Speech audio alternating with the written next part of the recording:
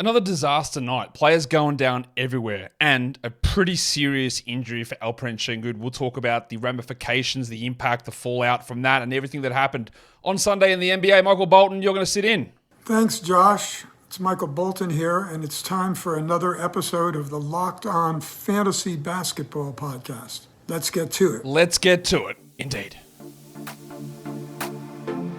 You are Locked On Fantasy Basketball, your daily fantasy basketball podcast, part of the Locked On Podcast Network.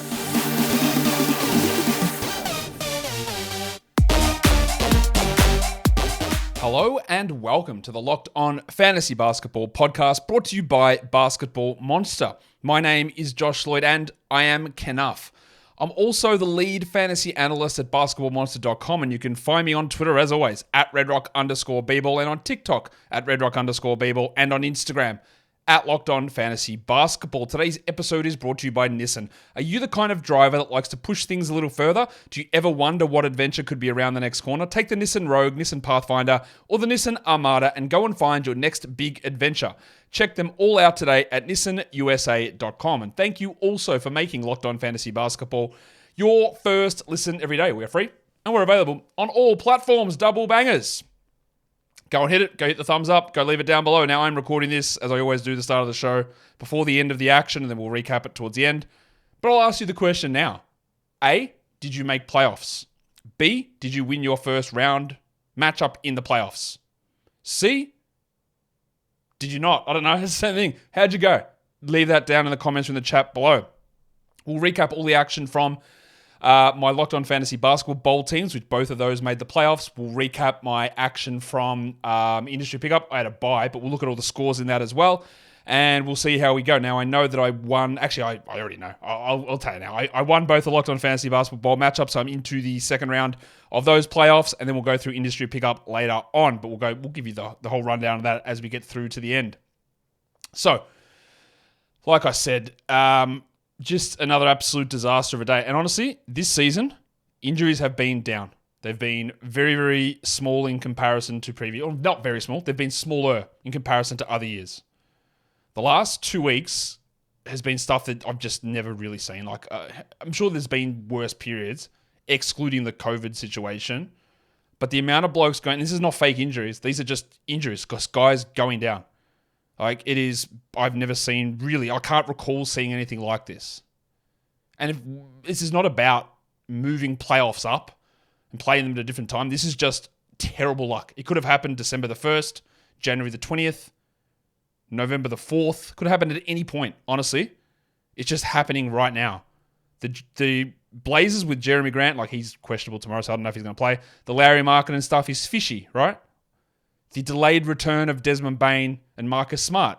Yeah, that's been going on since January. Like, that's not like hey, if we moved our playoffs up, we would have avoided that. We would have to move them up to Christmas. Like, that happens, right? This is just guys getting hurt game after game after game after game. Important players on good teams. And it is unbelievably frustrating. I have a theory that is completely half-baked and probably not remotely realistic, but there's no way to prove it. There's no way that's true, right? I said that, we've heard so much about player participation policy or pundits pissing publicly about players not playing this so soft and the 65 game minimum requirement. So I believe, and we've seen plenty of examples of it, I believe there have been times this season where players have played where the biomechanic indicators would suggest you're at more risk for injury, maybe you don't need to play in this one. I would suggest that's been the case, or you've come back too early. This is probably not true, but I wonder if this period of the season now, 65 games or whatever we are into the year, and so many guys are going down now, is there anything to say to that it is because of an increased build-up of load, giggity, throughout the season? Have we blue balls the players that much? The load has built up and then biomechanical things have gone wrong to cause some of these problems? Probably not. But my brain does go that way. And I bloody hope it's not. Again, probably isn't, almost definitely isn't. But yeah, I'm a little annoyed. Not from a fantasy point of view. That's annoying. This stuff happens. But it's more just from a real-life NBA perspective with good players going down, which are going to impact playoff races probably. Like, it's frustrating, yeah? Now, I know you know it's frustrating, but it's bloody frustrating. This one is not like a tanking situation. The Celtics, injuries. We talked about this on the daily preview show for Monday. And I said the Celtics got a back-to-back here. They play Portland and Utah. I said watch for Jalen Brown to be listed with a sacroiliac issue. And he is. He's questionable. I would say I expect Porzingis to be out and Horford to not be on the injury report. It's exactly what happened. Porzingis is out. Horford's not on the injury report. I said maybe we get Drew Holiday pop up. I also said I don't think Jason Tatum or Drew Holiday or Derek White will be there, but we got to watch. Well, all of them are on the injury report. Not Horford, but the 5 starters are all on the injury report.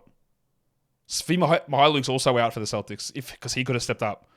So Porzingis is out. Horford's going to start. We know that. Then you've got Jalen, Jason, Drew, and Derek, all questionable. They are not playing these 2 games. Those 4 players will play maximum 1. I just don't know which one. I don't think all of them will sit against Portland. I think you'll get 2 of them sit. So let's say it's Jalen and Drew sit on Monday, and then Tatum and White go out on Tuesday. That would be my guess.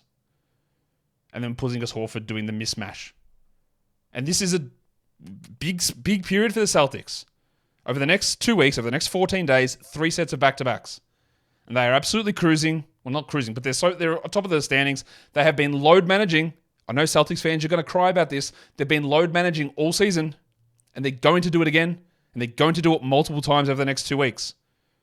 This is going to happen. This is dog's balls stuff. It is very obvious. I just don't know who's sitting on what day. Except I know Porzingis is out Monday, and Horford's out Tuesday. That's all I know. I alluded to it. Well, I didn't allude to it. I told you. Jeremy Grant is questionable for tomorrow. DeAndre Ayton is not on the injury report, but Jabari Walker is out. I don't know whether Grant's hamstring soreness will allow him to play or not, but that's going to have trickle-down effects for everyone. Kamara, Chris Murray, Delano Banton. Is that bloke going to continue to start over Scoot? Will he start over Grant? Does Murray? Who moves to the bench if Grant plays? Is it Murray? Is it Banton? Is it Kamara? So while Banton's been great, Grant returning does make it a little bit iffy. I just don't know what they're going to do. So that team is quickly going into the disaster zone in terms of trying to predict stuff. And then for the Spurs, Wembanyama's back. They said he would be back. He's literally back. He's not on the injury report. And we assumed that Vassell would play, and he is probable. And we don't know what they're going to do on Tuesday, if they do anything. But that's where we sit with that. Most of the other news happened in the games. So we are going to talk about those games. We'll do that in a second. Today's episode is brought to you by Nissan. Are you the kind of driver that likes to push things a little bit further? Have you ever wondered what adventure could be around the next corner? Well, our friends at Nissan have a lineup of SUVs with the capabilities to take your adventure to the next level. The 2024 Nissan Rogue is perfect for city drives and great escapes. It's got class-exclusive Google built in, which is probably the worst phrase in modern history to be able to say together, but it's always there as your updating assistant to call on for almost anything. Gone are the days of connecting your phone. You've got Google Play Store, you've got Google Assistant, and Google Maps built right bang smack into the 12.3-inch HD touchscreen infotainment system. The 2024 Rogue is the perfect mid-size crossover for your next adventure. And their incredible lineup also includes the 2024 Nissan Pathfinder. It has room for up to 8, an expansive cargo capacity, and advanced available 4x4 capability. With 284 horsepower and up to 6,000 pounds of towing, when adventure calls, the Pathfinder is there to answer. So take the Nissan Rogue, the Nissan Pathfinder, or the Nissan Armada and go and find your next big adventure. Shop now at nissanusa.com.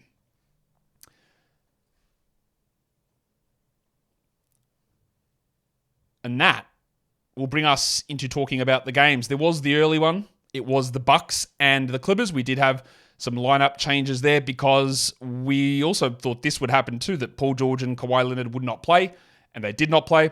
So Amir Coffey moved into the starting lineup, and PJ Tucker, out of nowhere, moved into the starting lineup.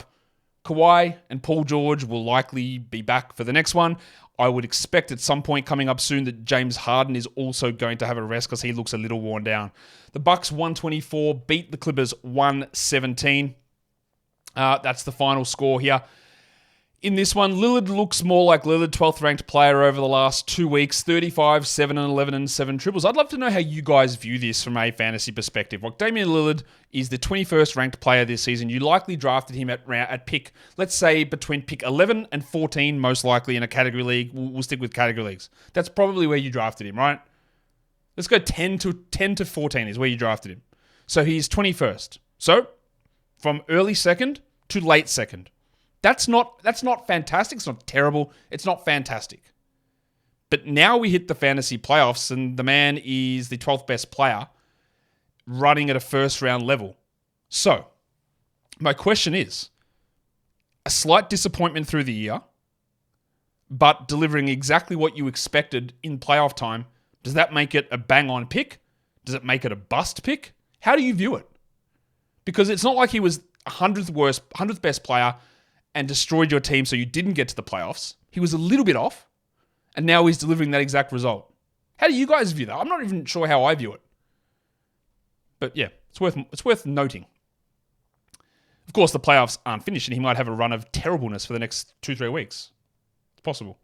Yanni had 34, 7 and 10 on bad free throws. That's the standard stuff. While Leaky Beasley played 39 minutes. 17 points with 4 triples. Of course, there's nothing else going on, but we know what Beasley does. Unfortunately, we also usually know what Portis does, and he didn't do it. Punch Bob had 11 and 8 in his 26 minutes on 36% shooting. He'd been playing relatively well, fairly well, and then struggled, while Brook Lopez is struggling. 160th over the last 2 weeks, 7 and 6 with 2 blocks. We could talk about that. Like, was he a steal this season? Don't know, because he's absolutely terrible at the moment. And if I'm in a points league, the value of Brook Lopez is so much lower. If the schedule doesn't make sense, you can find better options out there. I wouldn't say that he is untouchable in a points league, Brook Lopez. Category league, I wouldn't drop. Jay Crowder continues to start for Chris Middleton, who apparently is dead. I don't know where he is. It looks like he might be back soon, but I feel like I've been saying that for 3 weeks. Jay Crowder had 7 points in 19 minutes and he's trash. For the Clippers, the good thing I take out of this, it was a back-to-back. Zubats played both games and he looked good. 18 and 6, stealing a block. He's back. That's great. Amir Coffey, 16 and 10 in 30 minutes. Just remember that the next time those guys sit. While Tucker had 7 and 6 and Storm and Norman had 26 in 31 minutes. Powell is a very good streamer with no Westbrook, with these rests maybe happening a little bit more, but also a nice little packed schedule coming up.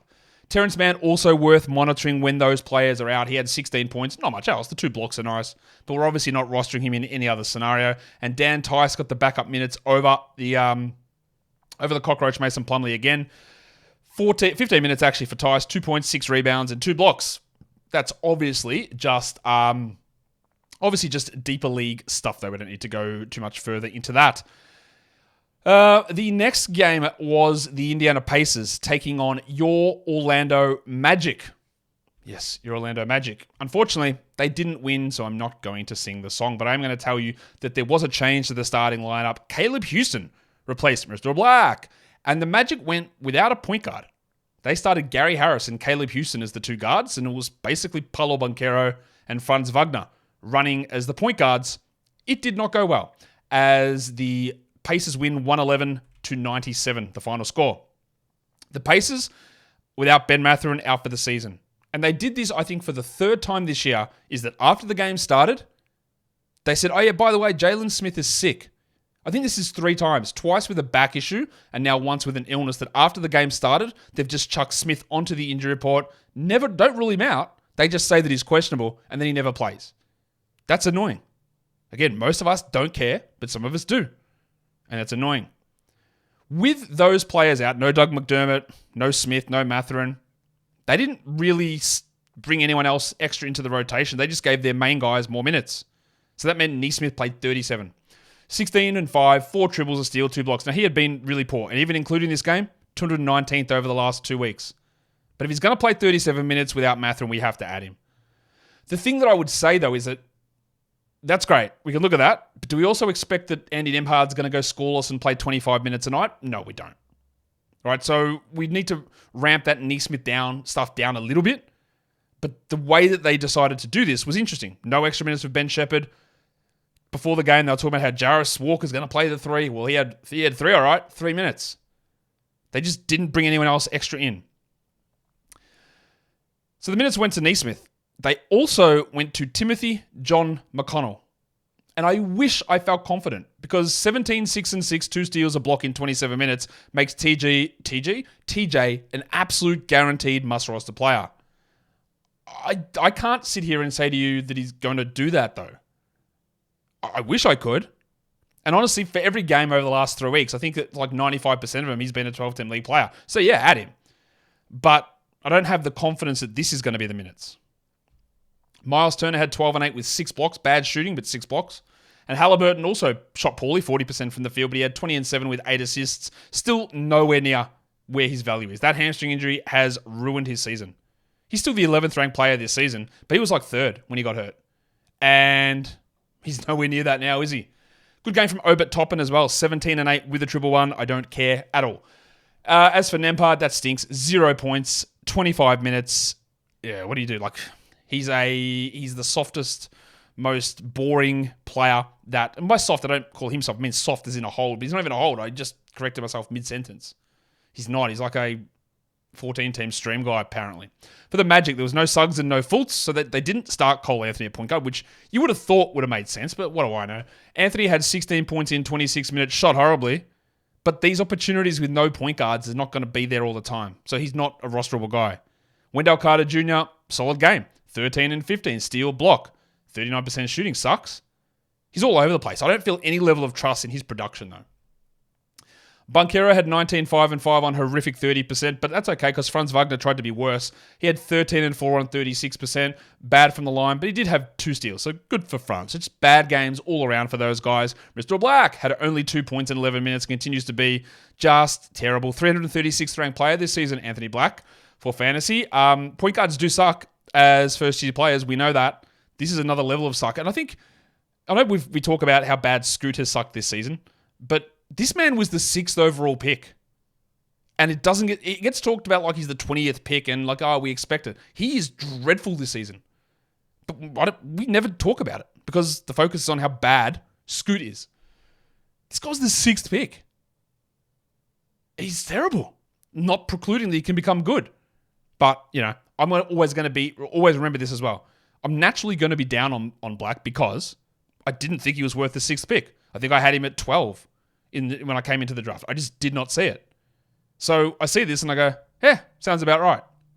And that's going to take a little bit of time to break. That evaluation that gets backed up as soon as you see it, it's going to be hard for me to break that immediately. Johnny Isaac had 9 points with 2 blocks. Sick. That's only a deeper league situation, as I'm sure you are well aware. Today's episode is also brought to you by LinkedIn Jobs. When you are hiring for a small business, you want to find qualified professionals that are right for the role. That's why you got to check out LinkedIn Jobs. LinkedIn Jobs has all the tools that you need to help find the right professionals for your team faster and for free. LinkedIn isn't just another job board. LinkedIn has got access to a vast array of professionals. In fact, over 1 billion people on that site. That gives you access to professionals that you can't find anywhere else. LinkedIn does all of that while making the process easy and intuitive. Hiring is easy when you have that many qualified candidates. So easy, in fact, that 86% of small businesses get a qualified candidate within 24 hours. LinkedIn is constantly finding ways to make that process easier as well. They even have just launched a feature that helps you write the job descriptions, making the process even easier and quicker. So post your job for free at linkedin.com/lockedonnba. That is linkedin.com/lockedonnba to post your job for free. Terms and conditions apply. Okay. That is the second game of the day. We appear to be going very, very slowly here, but that's okay. I'm sure you've got all the time in the world. The next game we look at is your the streaking Washington Wizards, knocking off Heat culture.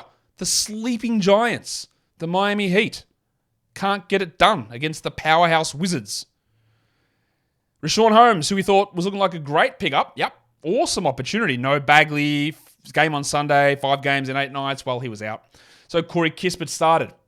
Holmes sprained his toe. I have absolutely no idea when he is returning, which is a gigantic pain in the ass because the 4 games are unbelievably good. They're so exciting to get 4 games from the Wizards. But now I just don't know. So what we did get is Kispert starting. And we'll start with Corey. He played 39 minutes. He had 22 points, 5 rebounds, 6 assists, shot 53%. Love that. I'm okay adding him. I don't know what to do with Holmes. I'd love to get some information about whether he plays, but at this point, I might just leave it. We got big minutes out of Tyus, 12 points and 16 assists in 38. And then a big shout out to Bilal Koulibaly, who played 36 minutes. He sprained his ankle, but he did come back in at the end of the game. I think there might be some issue with him playing in the next one, but we'll see. He had 11 points, 3 threes, 2 steals, 2 blocks. He's at least like a 16-teamer, maybe a 14-teamer. That could jump up later on. You'll look at this and you'll laugh and you'll say, Josh, see, Jordan Poole is trash. And yeah, I know he's bad, right? This game's not quite as bad as it looks. He did have 6 assists. He shot 33%, which is terrible. He had 5 fouls. That's why he played 23 minutes. So it's not that they decided Poole's trash and we're going away from him. He had 5 fouls. So yeah, the shooting's inexcusable, but 6 assists, a steal, actually still gets it done, remains must roster. Kuzma had 32, 9, and 4 on just horrific volume and horrific percentages. This bloke, serious, yeah. He puts up numbers. He does. They're bad numbers, but he puts them up. He is such a wild and interesting player. Is he the next half generation's Jeremy Grant? Someone who's going to just try and jack up numbers on terrible teams? I feel like he might be. Denny Avdia had 16 and 10, steal and a block. He's really just settling in now to the player he is, which is great. We had the lows, we had the highs, and now we've got the mids, and they're fine. He's putting up okay numbers. Landry Shamet got hurt, played 7 minutes. He's 7 trillion. Cool, good for him. For the Heat, Jovic played 23 minutes. Little Chungus, 10 and 6, triple one. Good numbers. Don't care. Because Love and Hero, I'm guessing, are going to come back soon. And Jovic just doesn't do this well or play this much. 20-team league, 18-team, whatever. Jaime Jaquez, who everyone rushed to pick up yesterday. We talked about that on the Waiver Wire show. He had 6 points in 25 minutes. The 2 steals, 2 assists, and 2 blocks are nice. The 7 rebounds are nice. But it's not enough for him to do. I don't believe he's a 12-teamer, nor do I believe that you can fully trust Caleb Martin, who had 11, 7, and 3 with 3 threes. That's good. But when Hero returns, something is going to give. It's probably going to give in terms of Duncan Robinson, who didn't shoot well. 16 points on 31%. That's terrible. 16 on 16 shots. But he did hit 4 threes. I feel more trust in him than I do Jaquez or Martin. And what is going on with my man, Bam Adebayo? He's not my man. He's your man, maybe. Because he's been has he been trash this season? Yeah. For expectations, I would say yes. And he's doing the reverse Dame Lillard, where he's not even a top 100 player over the last 2 weeks. Because he can't hit shots. 2 of 6 from the line. He got up to being an 80% free throw guy at one point. Now he's barely hitting 60. And that's an issue. Jim Butler, 23, 3 and 4, steal block, 45%. Had him on the Sell High show the other day. And then the game after that, he came out and had 29 points, 80% shooting, 3 steals, 7 assists. Oh no, he's going to kill me. But since then, he sort of settled back into being Jimmy Butler, which is fine. It's good. It just wasn't that high level. Rozier had 16, 7, and 4 with 2 steals in his 35 minutes. That'll bring us on to the next game of the day. It was your Sacramento Kings and the Houston Rockets, and this game obviously marred by a significant injury. We just don't know how bad that is going to be. Let's talk Rockets. They win. They beat the Kings. I think it's the 3rd time they've beaten them this season, 112-104. But the big news is, we'll just get into it now. Alperen Sengun, the delicate dancer, with about a minute left in the game, suffered what looked like a horrific knee/ankle injury. He was screaming. He buckled under him as he went up for a block and then landed weirdly and collapsed under him. Had to be taken off on a wheelchair. He looked distraught. They were doing x-rays today. We haven't heard any result from those, but I'm going to guess because all they've said is there's an MRI coming tomorrow, that means the x-rays are probably clean. Although that did look like there was a significant risk of a leg break there, so hopefully that's all right.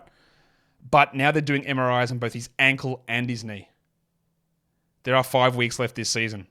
The chances of Alperen Sengun playing this season have got to be less than 1%. This team's not going to make the playoffs. If he gets out of this without an ACL injury, then he should feel really lucky. There's just no way he's playing. I just don't see how he's playing, honestly. It looked terrible. The thing we got to hope for is that it doesn't stop the start of next season for him. And I think he might be all right from that. I wouldn't be surprised if we're talking PCL or MCL here with a grade 2 ankle sprain or something tied in, which is bad. But that wouldn't stop all his off-season or all of next season. That would be bad. The question you're going to have is, do I drop Sengun? Well, I don't really know how to answer that specifically for you. Like, it's saying the same as saying, do I drop Julius Randle? Well, I just don't know if he's coming back. Should I drop LaMelo Ball? Like, I don't think he's coming back, but he might.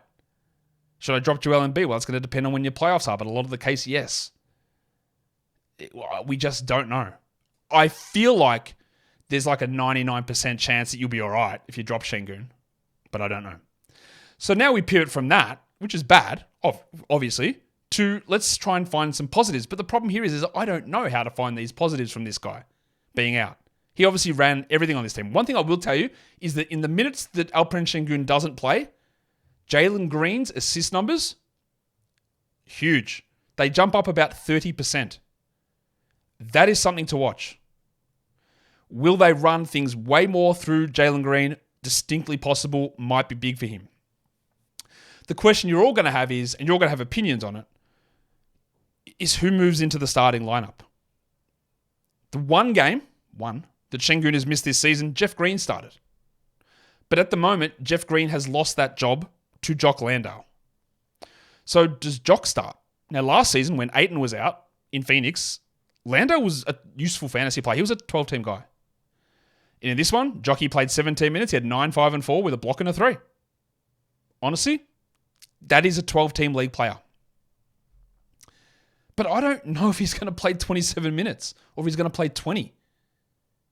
The common thing that a lot of people, some of it is wish casting, some of it is this seems to make sense from a developmental perspective, and I agree with that they just said, well, they'll just put Jabari Smith at the 5, and then that group of everyone who suggests that Smith will start gets split into half. They go, well, they'll just start Cam Whitmore at the 4. And then the other group goes, well, they'll just start Amen Thompson and play, Dylan Brooks at the 4? You have to also remember, Amen is not Asar. Asar's been playing some power forward. Amen doesn't at all. He point guard. He plays as a point guard. He'll get some minutes off ball at times, but he's a point guard. And basically, it's not just me saying that. The way that Udoka has used Amen Thompson has been as a guard exclusively. Played about 5% of his minutes as anything that's not a guard. So it is possible. And again, I would do this. I would just be getting as many minutes into Amen Thompson as I possibly can. And he's got the best fantasy game out of all of these guys we've talked about. So that's fine to add him. But it's also a possibility that his minutes do not move unless they decide to pack in Fred VanVleet and then start Amen that way. That's a possibility. Again, the other obvious thing is, well, Whitmore will play the 4, Jabari plays the 5. Jabari Smith's played 3% of his minutes at center this season. Over the last 30 days, he's played 4% of his minutes at center. They don't want to play him at center so far. Will they have a change of heart here? Will he be able to get backup center minutes or starting center minutes? I don't know. This is all going to come down to what Ime Udoka's philosophy is going to be. Jalen is never going to be our center, so we're not going to play him at center. Or, hey, let's just try to find ways to get Cam on the court and Amen on the court. I don't know what he is going to do. But it is not as simple as, well, Jabari will just play center, because he just hasn't. He's played over the course of this season, Jabari Smith has played more minutes at the 3 than he has at the 5. And I know if I go and look at Basketball Reference, they'll have different numbers. But remember how Basketball Reference's position estimates are established. It's how tall you are. I go through and keep track of this stuff myself. We have this set up on Basketball Monster where we can track the positions and lineups. And according to my data of putting guys in the positions that they play, I've got him at 4% at the 3 and 3% at the 5. What does Basketball Reference have Jabari at? 77% power forward, 23% center. Incorrect. You know what they must do there? They've got Jeff Green playing the 4 or Jeff Green playing the 3. And Jeff Green is exclusively a center for this team.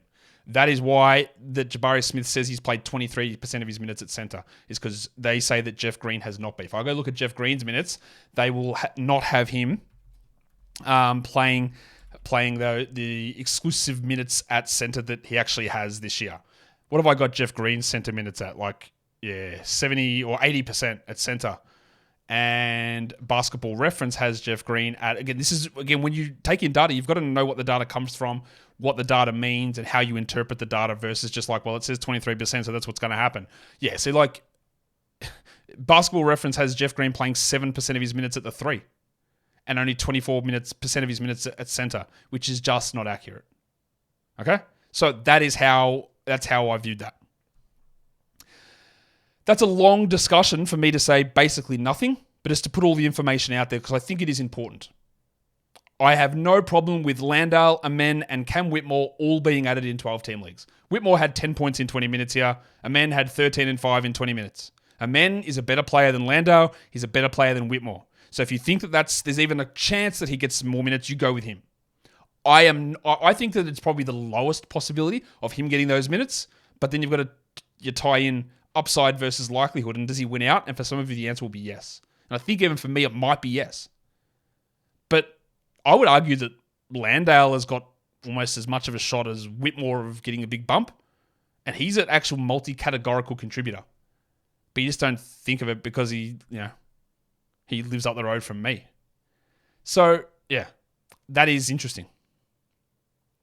If anyone grabs Landale or Whitmore or Amen in a 12-teamer, I think you're correct. But the data would tell us that they won't go Jabari at center. But we've only got one game without Sengun, and we've got however many minutes across the entirety of the season. Udoka's going to have to make some tough choices. It's a lot on Sengun, but it's important.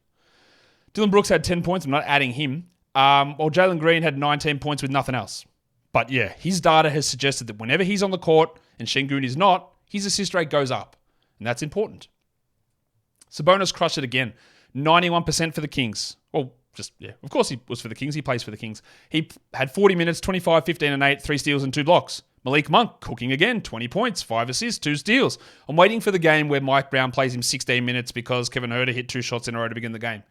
Monk's a must-roster player and Fanapants is not. 6 points in 25 with 2 steals for Huerter. And the pencil Harrison Barnes.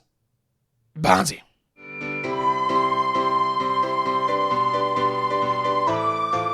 Five points in 21 minutes, he's bad.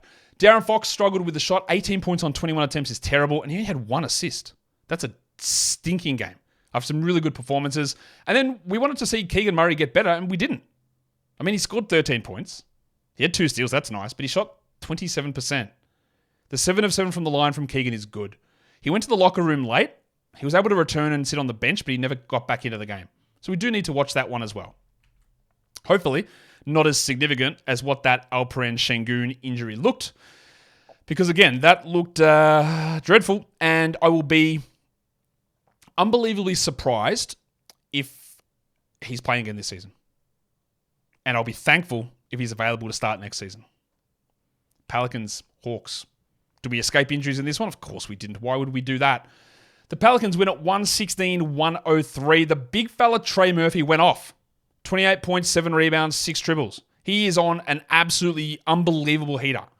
Someone left a comment, and I appreciate this guy leaving this comment on the video because he is a huge supporter of the channel and he's always here. He's like, man, you really screwed up on the Trey Murphy one. He wasn't trying to be mean. I get that, right? But again, I have to have a process of what I do. And Murphy had, over the course of all of last season, and then this season, the shots weren't falling, but the minutes and the opportunity just weren't where they needed to be. And then he just went crazy. And I don't think anyone in their right mind could say, yep, you know what will happen here? Trey Murphy is going to shoot 18 times, which is 2 times more than Brandon Ingram. He's going to double Brandon Ingram's shot attempts while coming off the bench. And he's going to do it shooting like 53% from 3 over this period of time. He's been dominating. Really hard for me to say that Murphy's going to do that in these minutes as a regular thing. But he's on fire. And yeah, look, he was a guy that I was like, you drop him basically at the start of November, I think. And while it's turning around now, it's not quite the reverse. That's a Jordan Poole. Like, were you right to drop him? Yes. Were you right to have him now? Yes. But how do you make that decision of when to add and when to drop? It is tough. Real good hot streak from Trey. 28 points, 7 rebounds, 6 dribbles. Zion had 27, 6 and 7 with 2 blocks. And we have to pay attention very, very, very, very, very closely to this now because Larry Nance played 29 minutes again. 10 points, 4 steals, 100% shooting. That's not a 12-team league ad because they've got a bad schedule. But what it is, and this is a ballsy thing, but I'm going to do it because I just want to take a quick breath. But I think Jonas Valanciunas, with a really light on schedule here, in a shallow league, is droppable. Get that garbage out of here! 17 minutes, 4 points for JV, 9 rebounds, 2 blocks. Now, I am very much well aware CJ McCollum could pop a hemorrhoid in the next game and sit. Valanciunas plays 27 a night and gets 18 and 10 for 3 straight weeks. Or Zion pings a hammy or whatever. And I could look foolish. That can happen. But when you are in the playoffs, you need to start making, like, this guy is not doing it. How long do I wait? And you go, oh, just one more game. Oh, just one more game. Oh, just one more game. And he's the 160th ranked player of the last 2 weeks. And that's not worth it. Now, in a 12-team league, 160th is still not good, but you've got a little bit more scope. But if you're in a 10-teamer, that's carrying dead weight.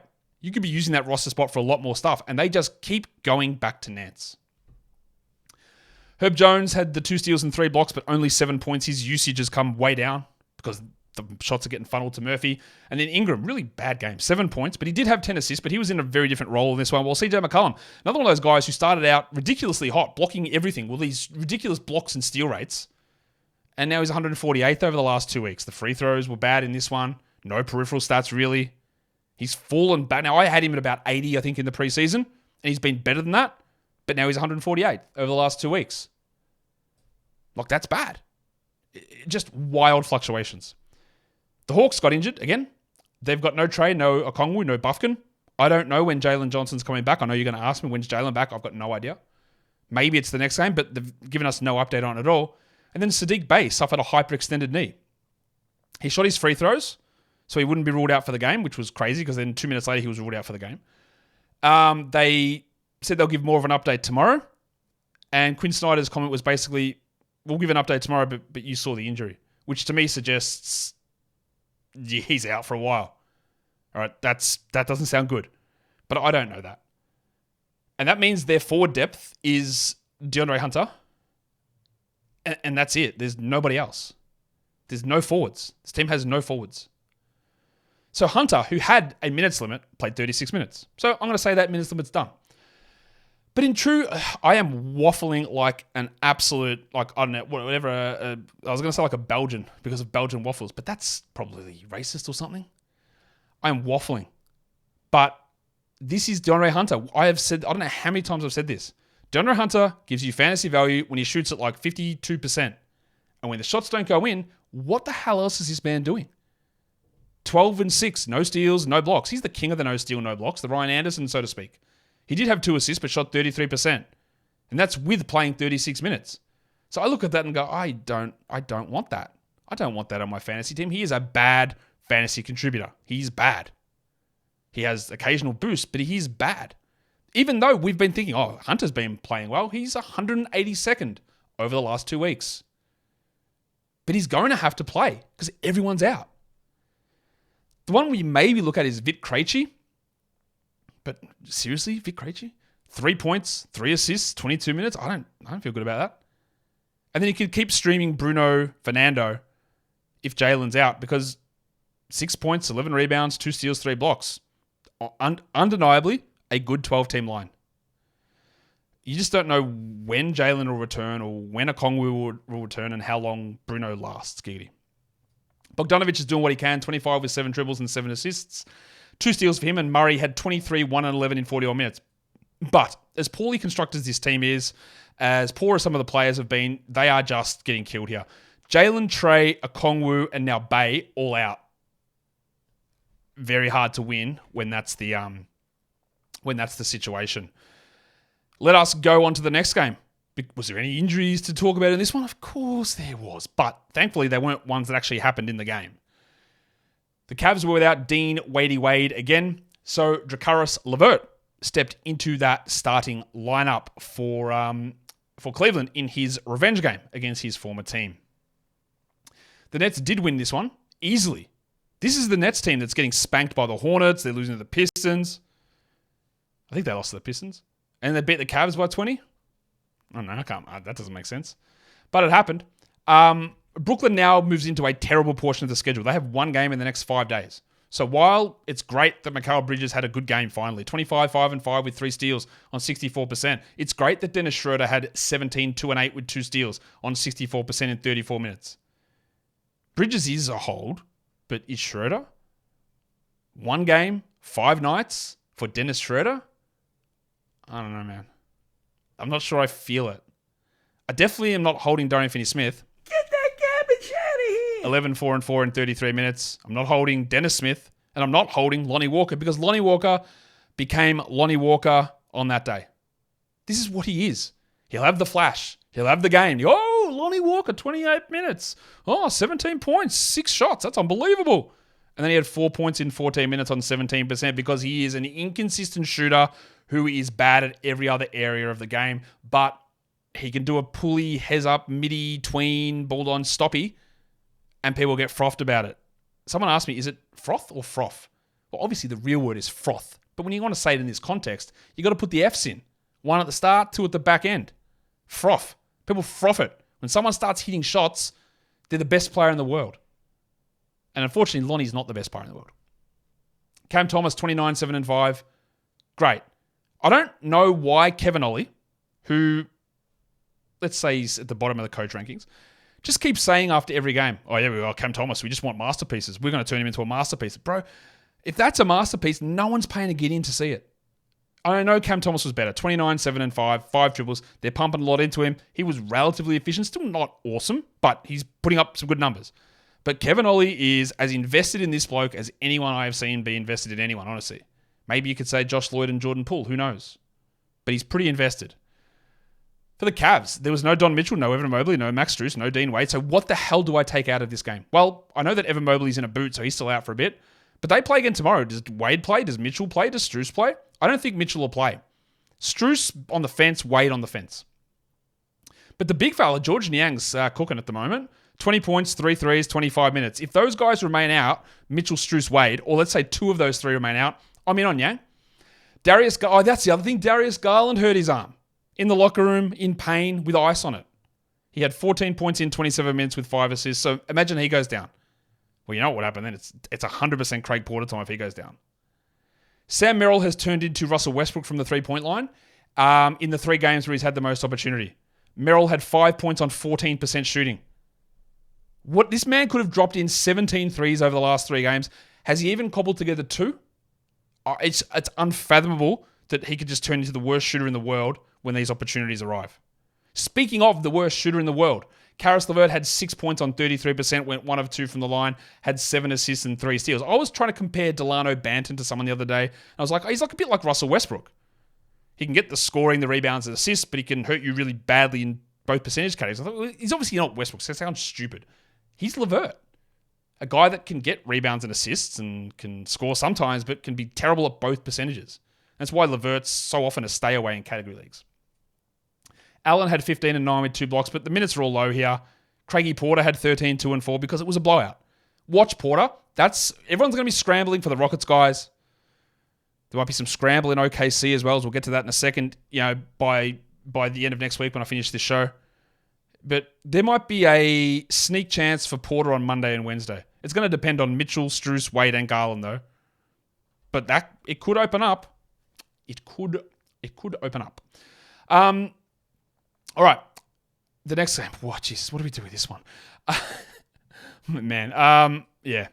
This team is the worst team in the world to talk about. It is your Memphis Grizzlies taking on the team that's also bad to talk about, the Thunder, because there's nothing to talk about most of the time. But that's okay. We'll do our best. The Grizzlies made 3 changes to their starting lineup. Gigi Jackson jumped in and Vince Williams was out with, I'm sure, a really serious injury. The Duck, Luke Kennard, returned. Jordan Goodwin went out with an Achilles problem. And then that's not all. They made another change. Jake LaRavia started while Lil John Conchar went to the bench. Why does that say LeVert? I don't want that LeVert one. No, we don't need that. Let's redo that because it's not supposed to say that. Oh, well. Anyway, something went wrong there. We'll figure it out in a sec. I thought that was looking all right then. Something went wrong. All right, this is better. Jake LaRavia started and John Conchar went to the bench. Cool. All right. This game. Oh, jeez. All right. The Thunder win it easily, 31 points, 124-93. What do you do with this Grizzlies team? Gigi Jackson played 38 minutes. He had 30 points, 3 threes, 6 rebounds, elite efficiency. But there was no Vince Williams, Desmond Bain, Marcus Smart, Ja Morant, Jordan Goodwin, John Conchar, Isaiah Williams, Scottie Pippen, Derrick Rose, Yuta Watanabe, and of course, Brandon Clark. Okay. Gigi, including this game, is 256th over the last 2 weeks. He's been terrible. But this was huge. Does this mean that he's going to be good? No. Does it make it almost impossible to ignore it? Also, it's impossible. You can't. How do you ignore it? I'm not rushing to add him, but bloody hell. That's a good game. I sort of joked about this yesterday. I said, hey, watch if they're going to play DeJon Jarreau big minutes. 28 minutes for DeJon Jarreau, 7 and 10, 5 assists, 3 steals. That's a Delano Banton. He shot 33% from the field because there was no guards. The guy they started at point guard, they just didn't play him. Luke Kennard played 22 minutes. Of course he did. 3 points. Why would he play? Wouldn't make sense, would it? Jake LaRavia started over John Conchar. He played 24 minutes. Fewer than the minutes he'd been playing coming off the bench. I would still hold LaRavia. 13, 1 and 4 with 2 steals. I would not do anything with Kennard apart from stream him in occasionally, but even then, you don't know what he's going to do. And even like DeJon Jarreau, that's great. He's on a 10-day, but who knows? I don't know. And I tell you what I want them to do. Just say that Jaren Jackson's done. Because I can't be dealing with these horrific efficiency nights as much as they're happening. 16, 2 and 2, 40%, 63 from the line. He's now 54th for the season, 85th over the last 2 weeks. A horrific disaster if you picked him at 12 or 13. That was a bad call when you made it, but it's really bad now. And these efficiency numbers are just cooking you. We've got 21 Winyon Gabriel minutes, 21 Trey Jemison minutes, 30 Lamar Stevens minutes, and I just don't want to talk about this team because there's going to be something different every single day. The new flavors are Jackson and Jarreau for today, and then they won't be tomorrow. The only guy I feel good about saying, hey, let's maybe add him is LaRavia. But seriously, who knows? I didn't even push the Memphis question mark buttons. I'm that annoyed. For the Thunder, well, it was a blowout. We don't need to read much into it, except, of course, Jalen Williams got injured. Sprained his ankle on a cameraman. 10 minutes, 7 points, 111. I would suggest he's missing time. I don't think it's going to be a 5-week injury or regular season or anything like that. It didn't look that significant, but I'm pretty shocked if he plays the next one. So, of course, to complicate our lives, Cason Wallace started the second half, played 27 minutes, had 22, 2 and 4 with 4 threes on 64%. Undoubtedly, that is a 12-team league line. But Cason Wallace has started games this season and hasn't been anywhere near a 12-team league player. So I wouldn't rush to go and grab him. You might say, well, that means more for Lou Dort. That's actually a bad thing if Lou Dort does more, because he will shoot 30% on more attempts, hurting you even more. So while this is bad to have Jalen Williams go down, and I don't think it's going to be long, but I don't know, I wouldn't be rushing to add Cason. I would in 14s. I wouldn't rush to add Lou Dort. His value stays the same. They could theoretically start Gordon Hayward, but apparently they don't want to. He had 5, 3, and 6 here. But if Hayward gets the nod, yeah, I would stream him in.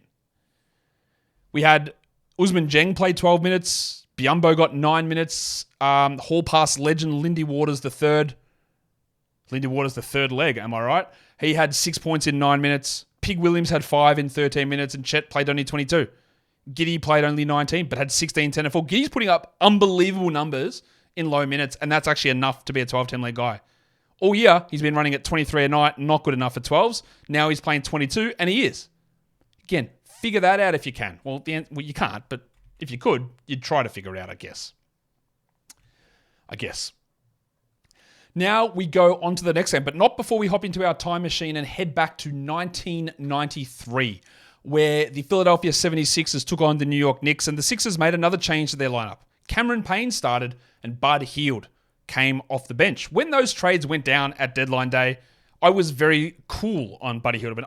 This is actually a worse situation for Bud. And then everyone got hurt. Because I said there was just a million guys that they could switch in and out, and I didn't even include Payne in that list. But now they've got Hield, they've got Oubre, they've got Lowry, they've got Melton when he returns, they've got Batum, and they've got Payne, and they're just going to shift them in and out, it appears. So Payne started, cool, great, love it for him. This team scored 79 points and won. The Knicks scored 73. 73. What a game. But then Hield came off the bench and had his best game. 16, 7, and 3 in 26 minutes. And then got injured and went to the locker room and then came back, was available to return, but they didn't play him. So what the hell do I read into any of that? Hield has been struggling. 136 over the last 2 weeks. It's probably still good enough to hold in a 12, but who knows? My man, basketball, Paul Reed. 13 and 7, 4 blocks, 2 threes. Last 5 games, he's the 50th best player in fantasy. Do you think he should be a must-roster player? Yeah, he should. Are there going to be inconsistencies? Is he probably going to be terrible in the next one? Maybe. He just needs to be rostered. While Mo Bamba does not. 4 points in 20 minutes for him. Kelly Oubre had 18 and 10 in 33 minutes. And you know what he did? He got nothing in the blocks category. He didn't hit a three. He did have 3 steals. And then he went 32% from the field and 6 of 9 from the line, destroying both of those. At least he did one thing good, and that's that he told us that Tyrese Maxey looks like he'll be back in the next one, which then changes everything. The Thick Hogsman was terrible again, 11 points for Tobias Harris with 12 rebounds, and Lowry was 8, 2, and 3. Now, I think Kyle Lowry is okay in a 12-team league. I think Oubre is a streamer for points, and that's about it. Reed's a must roster. Batum went scoreless, but had 5 rebounds and 2 steals. And Payne had 7 points on 23% as a starter. This team shot 39% from the field, shot 57% from the line, and still won. For the Knicks, no Anunoby, Robinson, or Randall, obviously. Let's start with the big fella Isaiah Hartenstein. 3 points, 10 rebounds, 4 assists, and I hate to do it, but Isaiah Hartenstein. Get that garbage out of here! I'll tell you why. Still limited on his minutes with his Achilles. Had to go to the locker room again in this one. And stayed there forever with that Achilles injury. It's just not happening. If this was January the 1st, I'd be like, oh, well, let's hold. We'll see what happens in a week or two. We'll be okay. But we're not. It's March the 10th/11th, depending on your time zonal proclivities. You can't hold this stuff all the way through. Precious Achiuwa showed that he is a horrific big man offensively. I know I hate him. I think he's bad. 8 points, 25%. He did have 2 steals and 3 blocks, and he is a very athletic and quite good defender. And if Randall and Anunoby ever return, Precious is not going to be useful. But who knows when that'll happen? Again, the question, do I drop Randall? Probably, but we don't know. The big Ragu had 15 and 9 with 3 threes, 2 steals and a block. Dante DiVincenzo didn't shoot well, but so what? Neither did anyone else. While Bojan Bogdanovic is a very clear jack. Get that garbage out of here! 10 points for him, and even Jalen Brunson couldn't hit anything. 19 points on 27%, 11% from 3, 8 assists. Here's one for you. Again, Brunson, 32nd ranked player in category leagues this season. Last 2 weeks, 138th. Now that's a little skewed because there was the game that he left a minute in, but he's not playing well. He needs to get better. Alec Burks is going to be out of this rotation really soon. Shake Milton's going to take those minutes, I'm sure. While Josh Hart had a horrific shooting night, 9 points, 31%. He had 11 rebounds and 2 steals, and he remains a 12-team league player. All this stuff about Josh Hart's been great. He's 144th for the season. There is a reason why he was a drop guy for 3 months, because he was bad. And then everyone got hurt, and he's playing 40-plus minutes a night. And if that ever ends, well, his spot on your roster will end immediately after that. All right, let's do the final game of the night. The Wolves and the Lakers. Some lineup changes here because you wouldn't read about it, but there were injuries. Rudy Gobert was out, so Naz Reid moved into the starting lineup. LeBron James came back and replaced Spencer Dinwiddie for the Lakers, and the Wolves had another change because Kyle Anderson was also out. So he was out, and Nickeil Alexander-Walker stepped into that starting lineup. So finally, we got Reid starting. It just took Towns, Gobert, and Anderson all going down to get there. Let's take a look at this final game. The Lakers win it 120-109, as the Wolves were missing a bunch of players, and the Lakers were, all their good players were there. But it's a good win. They need that win. They're 36-30 now, the Lakers. For the Wolves, Naz Reid, 42 minutes, 25 points, 5 threes, 4 blocks, 53%, 17 shot attempts. That's great. I think he had 4 points in the second half, though. He is going to put up big numbers. We know this. If he gets these minutes. He won't get these minutes every game, though. That's the thing.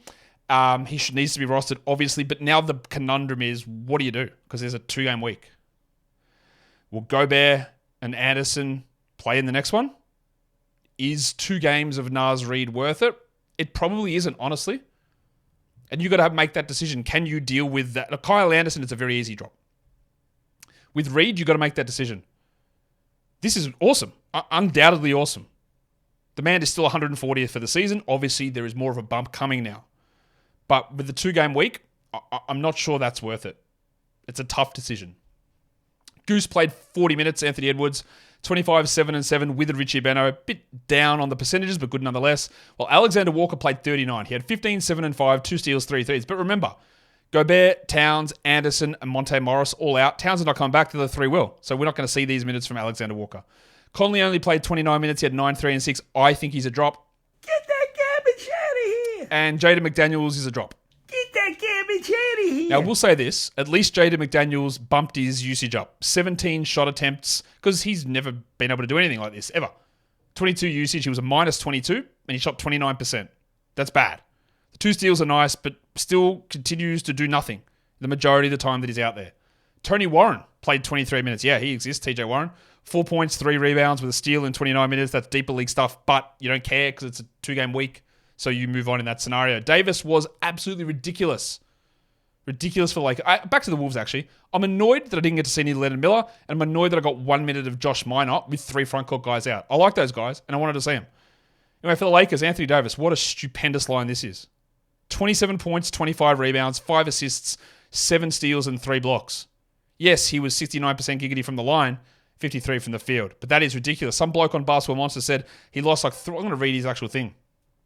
He lost Donovan Mitchell, Larry Markin, Kristaps Porzingis, and then Jalen Johnson this week in the first round of the playoffs. And he did 7 steals from Anthony Davis in the last game to win the week. And he got 7 steals from Anthony Davis. One of the more fairy tale stories in fantasy basketball. We all believe in fairy tales. LeBron returned and had just had a casual 29, 8, and 9 in 38 minutes. And Austin Reeves had 19, 6, and 4. D'Angelo Russell, who was awesome in the last game, was the opposite of that here. 13 points on 42% with 6 assists and 2 threes. He's been great. This was not that good. While Rui Hachimura was mid enough, 15 points, but only played 24 minutes without foul trouble because he's not that good. We got 17 Spencer Dinwiddie minutes, and the fall off from this man is unbelievable. Get that garbage out of here. By the way, you drop Dinwiddie and you drop Hachimura. They got 2 games this week. I would hold Russell and I would hold Reeves. Got 24 minutes from Torian Prince. Pockets' son had 6 points with a steal and a block, and we just don't really care about that from a fantasy point of view. Let us go and tell you about the monstrous line of the night right now. There were 2 guys who were absolutely neck and neck for this. And in the end, Anthony Davis' neck wins out. 27, 25, 5 assists, 7 steals, 3 blocks. An insane performance from Anthony Davis. Your waiver wire line of the night is also your young gun of the night because it's the former 2-way legend, the rookie in Memphis, Gregory Jackson II, with 30 points, 6 rebounds, and 3 assists. Your dud of the night. Hard to find this one, honestly. It doesn't look like much of a dud when you look at his just points, rebounds, and assists. But the fact that there was no defensive stats, no threes, and terrible percentages. Franz Wagner, 36% from the field on big volume, 60% from the line on 5 attempts. That's the worst category impact line of the day. Sorry to you, Franz. Let's look at the top 6 players now. You already know number 1 is Anthony Davis on this list because he got the monstrous, so congratulations to him. Number 2 is Domantas Sabonis, who was right there with him. Then Damian Lillard, Fred VanVleet, Mikal Bridges, and LeBron James. The top 6 players rostered under 50%. GG's at number 1. Again, I don't want to trust it. Amir Coffey's at 3. Cool, don't care. Aaron Nesmith at 2. Now, he played a lot. Nembhard didn't play that much. McConnell played a lot. I think you got to go back to Nesmith. Cason Wallace, big game from him. Don't think I'd look at that in 12s. Obert Toppin, don't want to rely upon that either. And Nickeil Alexander-Walker, no. Great game. 2 games this week, don't care, not adding.